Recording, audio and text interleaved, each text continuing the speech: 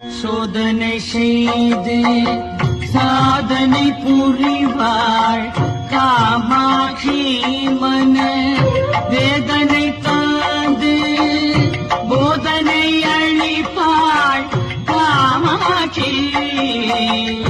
சோதனை செய்து சாதனை புரிவாள் காமாட்சி மன வேதனை தாந்து போதனை அளிப்பாள் காமாட்சி.